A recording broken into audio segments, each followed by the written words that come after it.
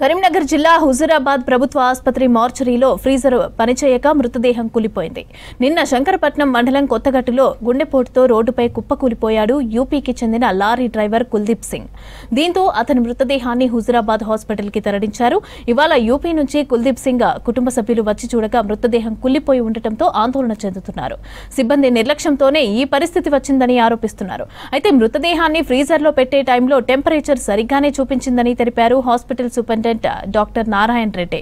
Temperature correct గా చూపించడంతో మృతదేహాన్ని ఉంచామని, కానీ తర్వాత అది పనిచేయకపోవడం వల్లే ఇలా జరిగిందని చెప్పారు.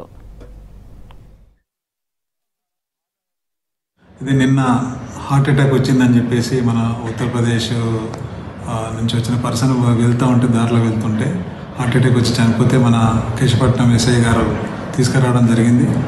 మన మార్చరీలో ఫ్రీజర్ బాక్స్లో ఉంచడం జరిగింది. సో ఫ్రీజర్ బాక్స్ టెంపరేచర్ అది బాగానే చూపిస్తుంది, కానీ ఇవాళ సరే ఫ్రీజర్ బాక్స్ బాగానే పనిచేస్తుంది అనుకొని అందులో ఉంచినా మనం టెంపరేచర్ బాగానే ఉంది కదా అని చెప్పేసి పనిచేస్తుందని చూసినాం. కానీ వాళ్ళ ప్రొద్దున చూసేసరికి బాడీ కొంచెం స్వెల్లింగ్ రావడం జరిగింది. కానీ ఇప్పటికి కూడా టెంపరేచర్ అట్లే చూపిస్తుంది. సో పనిచేయడం లేదని చెప్పేసి పొద్దున ఉదయం చూస్తే కానీ అర్థం కాలేదు మనకు. ఇది మళ్ళీ జరగకుండా కంపల్సరీ ఇది చూస్తాం. कल मैं अपने भाई की बॉडी लेके उधर आया और देखा तो इन्हें हॉस्पिटल में बॉडी रखा, फ्रीजर काम भी नहीं कर रहा था। तो इन्हें बॉडी बिल्कुल देखा, आज निकाल के देखा तो बिल्कुल चेहरा भी नहीं दिखाई पड़ रहा, बॉडी बिल्कुल ख़राब हो गया। कौन सा गाँव है ये? गुजराबाद में।